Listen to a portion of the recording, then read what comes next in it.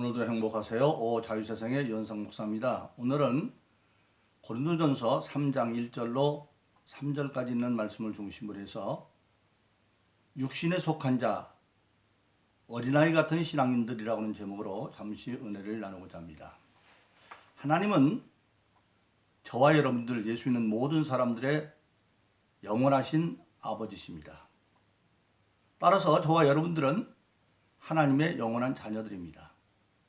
근데 아버지는 하나님은 우리 하나님의 영적 자녀인 저희들이 영적으로 신앙적으로 성숙하게 잘 자라서 마침내는 하나님의 맏아들이자 우리의 구주인 예수 그리스도의 믿음의 분량에 이르기까지 성장하기를 원하십니다. 그래서 에베소 4장 13절은 우리 모든 믿는 자들이 마침내 성령을 받고 제대로 신앙생활을 하면 우리가 예수 그리스도의 충만한 분량에 이르기까지 할 수 있다고 성경은 분명히 말씀하고 있습니다. 그래서 저와 여러분들 모든 신앙인들은 예수 믿고 물과 성령으로 거듭난 이후에 계속적인 신앙의 성장을 하리라 결단하고, 그래서 하나님의 말씀을 깨닫고 예수 이름으로 성령의 도움을 받아서 예수님처럼 되는 그런 신앙의 성숙한 자가 되리라 결단하지 않으면 안 됩니다. 그래서 성경에 보면 요한일서 2장 12절로 14절에 보니까 성경을 기록한 목적을 3단계로 말씀하고 있습니다. 자녀들아, 내가 이것을 기록한 것은 너희가 죄로부터 사함받았다 하며, 죄로부터 사함받다 하면 하나님이 아버지인 것을 알았다. 즉 성경을 기록한 첫 번째 목적은 뭐냐면 모든 사람들이 죄사함을 받음으로 말미암아 하나님이 아버지인 것을 알게 하는 것, 그것이 성경의 첫 번째 기록의 목적이다 하는 겁니다. 이 믿음의 단계를 자녀의 믿음이다. 자녀들아. 그런데 자녀라고 하는 것은 그 당시 유대 전통에 의하면 만 7살 이전까지를 자녀라고 말합니다. 그러니까 예수를 믿음으로 말미암아 물과 성령으로 거듭은 났지만 아직 어린아이 단계이기 때문에 그들이 신앙인으로서 성숙한 신앙생활을 할 수가 없는 단계입니다. 구원의 확신은 있습니다. 그리고 성령도 받았습니다. 그러나 아직 어린아이이기 때문에 세상으로 말하면 똥도 싸고 오줌도 싸고, 그래서 누군가 옆에서 그를 보살펴 주지 않으면 신앙이 성숙할 수 없는 그런 단계의 사람들, 그것이 바로 자녀의 믿음에 머물러 있는 사람들입니다. 근데 이제 그 신앙이 자라서 성장하고 나면 두 번째로, 청년들아, 내가 이것을 기록하는 것은 하나님의 말씀이 너희 안에 계심에 악한 자를 이겼다라고 말하고 있습니다. 신앙이 자라서 이제 청년의 믿음이 되어졌습니다. 그러면 그때는 무슨 일이 일어나느냐? 하나님의 말씀이 그들 가운데 믿음에 되어져서 그 말씀을 믿음으로 말미암아 행했더니 그것이 권세 있는 말씀으로 나타났다. 악한 자를 이겼다. 즉 성령의 은사가 나타나서 악한 것들을 이기는 단계가 되어진 겁니다. 고린도전서 12장 4절로 11절까지 있는 성령의 은사들 힘입어서 이제는 악한 마귀를 이길 수 있는 그러한 단계에 이르는 겁니다. 그러나 청년의 믿음이 되었다고 다 성숙한 게 아니에요. 왜냐하면 청년 때는 아직 결혼해서 자녀를 두어보지 않았기 때문에 열심도 있고 추진력도 있지만 그러나 사랑이 아직 부족합니다. 그래서 그 청년의 믿음이 있는 사람들은 자기 의가 강해가지고 자기 맘에 맞으면 열심히 하는데 또 자기 맘에 틀려버리면 안 해버리는, 그런 아직은 성숙은 했는데 덜 성숙한 단계에 있는 그런 사람이 청년의 믿음에 있는 단계죠. 근데 마지막으로 아비들아, 내가 이것을 기록한 것은 너희가 태초에 계신 일을 알았습니다. 그렇게 말씀하고 있습니다. 이때 태초는 원어에 보면 시간을 정하는 정관사 더가 앞에 없습니다. 그러니까 그것은 창세기 1장에 태초 하나님께서 천지를 창조하시니라 그때도 앞에 정관사가 있어서 창조한 시점이 딱 정해져 있는데 이 아비들아 내가 이것을 기록한 것은 너희가 태초에 있음을 알았다는 이 태초에는 정관사가 없으므로 창세기 이전에 천지창조 이전에 영원전부터 계신 하나님에 대해서 이제는 다 알게 된 단계. 그것이 아비의 믿음입니다. 아버지가 되어지면 자녀들이 여럿이 있죠.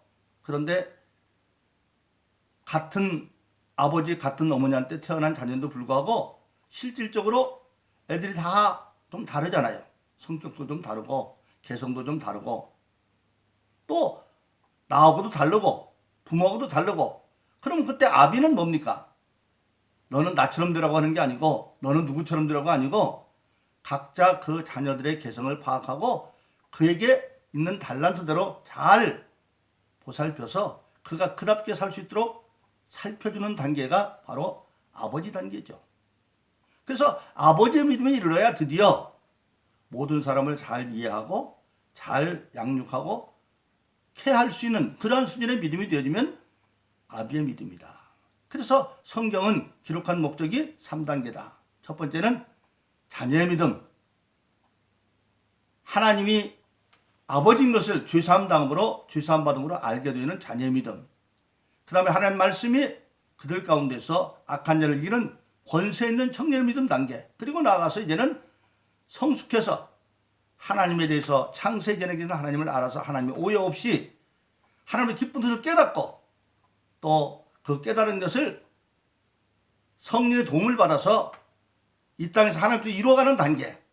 그래서 우리 주기도문에서 말하는 것처럼 뜻이 하늘에 이루어진 것처럼 땅에서도 이루어지게 하는 그런 단계에 이르려면 그것이 아비의 믿음입니다. 그래서 우리 모든 신앙인들은 그렇게 신앙이 성숙해서 거기까지 이르려면 예수 그리스도의 분량에 이르는 겁니다. 아비의 믿음이 이르려면.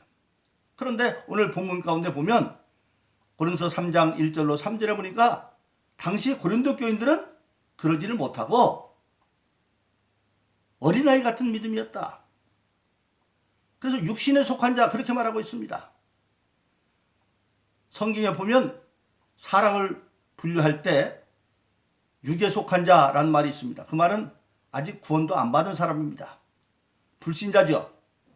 육신에 속한 자 구원은 받았습니다. 그러나 여전히 육에 속한 자 안 믿는 자처럼 시기와 분쟁과 모든 세상의 정욕을 가지고 있는 단계가 육신에 속한 자입니다. 그게 바로 오늘 본문의 말씀을 보면 어린아이 같은 신앙인들이다. 설명은 뭐 하느냐? 여러분 금광산에서 금을 캐려고 이제 금덩어리를 캐왔습니다. 그런데 그 금광석은 100%가 다 금이 아니죠. 거기는 텅그스텐도 있고 마그네슘도 있고 불순물이 많이 있습니다. 근데 그것들이 정금이 되려면 재련소에 들어가서 용광로에 들어가가지고 모든 것이 빠지고 정금이 빠져나옵니다. 그러니까 육신에 속한 자 어린아이 같은 신앙인은 일단 세상의 광석 가운데도 지금 띄어져 나왔어요. 구별은 되어졌어요. 예수 믿고 물과 성령으로 거듭은 났어요. 그러나 여전히 그 속에는 혈과 육이 그대로 있어서 안 믿는 사람과 다를 것이 없는 그런 상태에 되어 있는 사람을 성경은 육신에 속한 자, 어린아이 같은 사람들이다. 그렇게 신앙이다. 그렇게 말하고 있는 겁니다. 그래서 오늘 본문의 말씀 고린도서 3장 1절로 3절에 보니까 그들에게는 어린아이 같아서 밥을 주지 못하고 죽으로 먹였다. 근데 이 밥이라고 하는 말은 원어에는 브로마라 그래서 고기라는 뜻입니다. 즉 질겨서 잘 씹어 먹어야 되는데 씹어 먹지 못하는 어린아이들은 아직 이가 제대로 안 났기 때문에 죽으로 줘야 되는. 그래서 하나님의 말씀을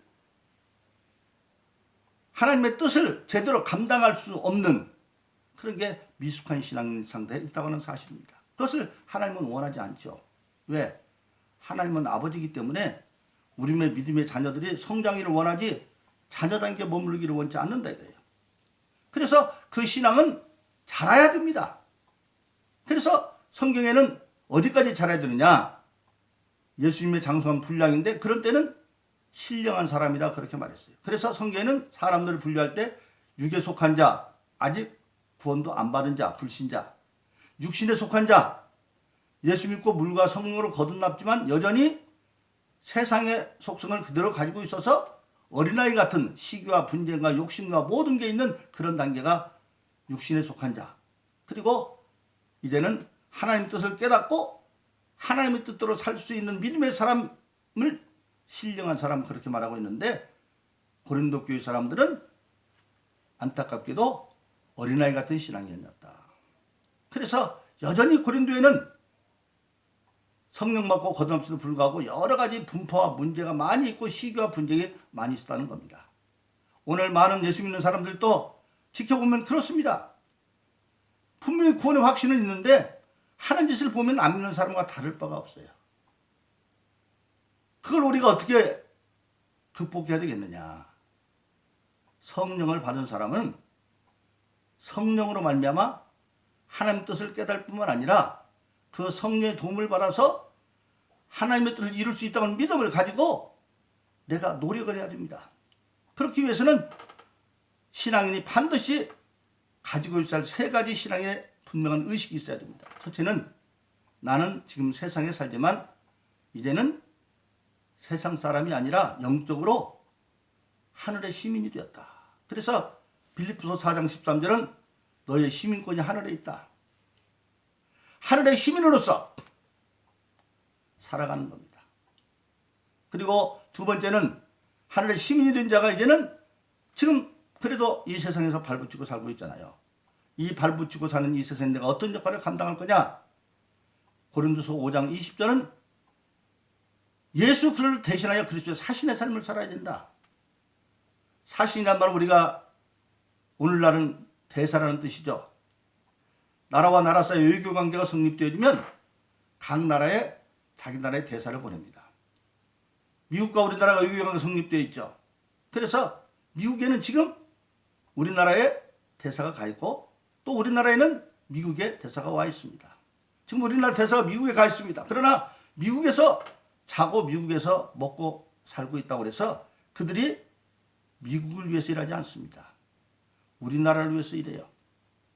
또 미국에 있다고 해서 미국 대통령이나 미국 외무부의 명령을 받는 것이 아니라 우리나라의 명령을 받고 우리나라의 이익을 위해서 살아갑니다.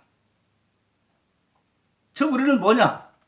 우리가 땅에서 그리스도의 사신이 되었기 때문에 땅에는 있지만 우리는 하늘나라 그리스도의 사신이기 때문에 하늘나라의 명령을 받고 하늘나라를 위해서 살아가는, 그래서 이 땅에서 그리스도의 사신이 되어서 우리는 별정직 장관급에 해당하는 사명자로 살아가도록 되어져 있습니다. 그리고 그 사명을 감당할 때 어떻게 감당해야 될 거냐? 고린도서 4장에 보면 맡은 자가 구할 것은 충성이다 그렇게 말했습니다. 충성, 그건 군대 용어죠. 군인이 전쟁에 가서 충성하는 것은 나라와 민족을 위해서는 목숨을 버리기까지 하겠습니다라고 하는 맹세죠. 그러니까 그것은 어떻게 되느냐? 하늘의 시민으로 그리스도의 사신으로 이 땅에서 그 사명을 하나님의 뜻대로 감당할 때는 군인 정신으로 목숨 걸고 하라는 겁니다. 그런데 그때 디모데후서 2장은 그 하나로 군사로 임명받은 자가 어떻게 살아야 되겠느냐? 생활에 얽매이지 말아라 그랬어요. 생활에 얽매이지 말아라. 실질적으로 신앙생활 하다 보면 하나님과 주님이 원하는 일이 딱 앞에 다가왔는데 또 내가 당장 먹고 살고 입고해야 할 일들이 있을 때 어떤 걸 먼저 할 것이냐? 그럴 때 성경은 먼저 하나님 일부터 하라는 겁니다. 그것이 바로 먼저 그 나라와 그 일을 구하라는 것이죠. 그러니까 세상에서도 남자들이 군인 영장이 나오면 다니던 직장도 휴직하고 다 가야 되고 그렇습니다.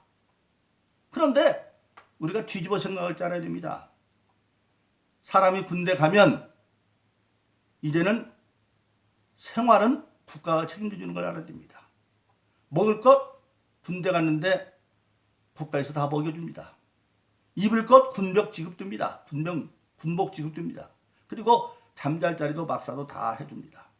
그런데 세상에서는 국가의 재정이 넉넉하지 못하기 때문에 군대에서 먹는 것, 군대에서 입는 것, 군대에서 잠자리가 내 집만 못 올 수 있지만 만일 나라가 재정이 엄청나게 부유하면 누구부터 잘해주겠어요?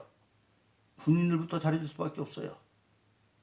마찬가지입니다. 그런데 하나님의 군사로 임명을 받으면 하나님의 재정이 부족합니까?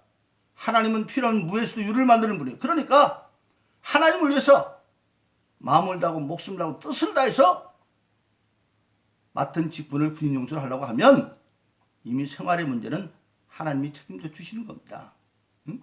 그래서 예수님은 마태복음 6장에서 그 예수님 공생의 당시에 이스라엘 백성들이 얼마나 어렵습니까? 나라는 로마에게 빼앗겼죠. 정말 두 벌 옷이 없어서 두 벌 옷 가진 자는 한 벌 옷 가진 게 나누어주고 글 만큼 그렇게 힘든 시기였습니다. 눈만 뜨면 무엇을 먹을까 입을까 마실까 염려스러운 그런 상황이었습니다. 그런데 예수님은 그들에게 얘기합니다. 무엇을 먹을까 입을까 마실까 염려하지 마. 염려하고 싶어서 염려하나 염려가 되는데. 그런데 그 염려를 극복하는 방법을 뭐라고 말하느냐. 너희가 구하지 않아도 그게 필요한지 하나님이 다 알고 있는데 다 준비되어 있는데 그 먹고 입고 마시고 해결하는 길은 사실은 먼저 하나님이 원하는 그 나라와 그 일을 구하면 그 모든 것은 너에게 더해 주신다. 그렇게 말씀했습니다. 그래서 우리 신앙인은 그것을 발견할 줄 알아야 돼요. 그래서 우리 신앙인은 거기까지 잘하는 겁니다. 그래서 먼저 그 나라와 그 일을 구하는 것.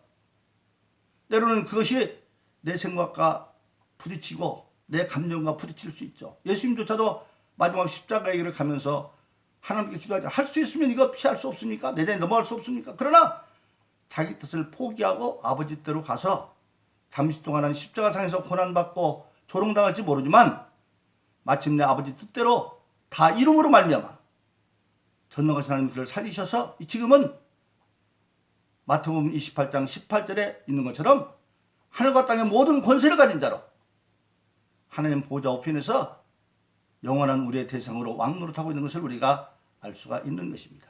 그러므로 사랑하신 여러분, 저와 여러분들은 예수 믿고 거듭나 물과 성령으로 거듭나서 어린아이 같은 신앙에 머물지 말고 우리가 믿음을 가지고 하나님께서 성령을 선물로 주었으니 성령은 하나님의 영이기 때문에 하나님의 속사정을 안다고 고린도서 2장에서 말했습니다. 성령 안에서 기도함으로 하나님의 뜻이 무엇인지를 나에게 향한 뜻이 무엇인가 알고 그 다음에는 성령은 또한 권세 있는 능력이기 때문에 예수 이름으로 성령의 도움받아 모든 걸 할 수 있다는 믿음, 나로 할 수 없지만 내게 능력 주는 내가 모든 걸 할 수 있다고 하는 빌립보서 4장 13절을 믿음으로 말미암아 우리의 신앙은 그 육신에 속한 자 어린아이 같은 신앙인에 머무르지 않냐고 우리가 신앙을 계속 성장해서 우리는 예수의 분량에 이르는 먼저 그 나라와 그 일을 구하는 그런 신앙의 삶을 살 수 있는 저와 여러분 되기를 예수 이름으로 축원합니다.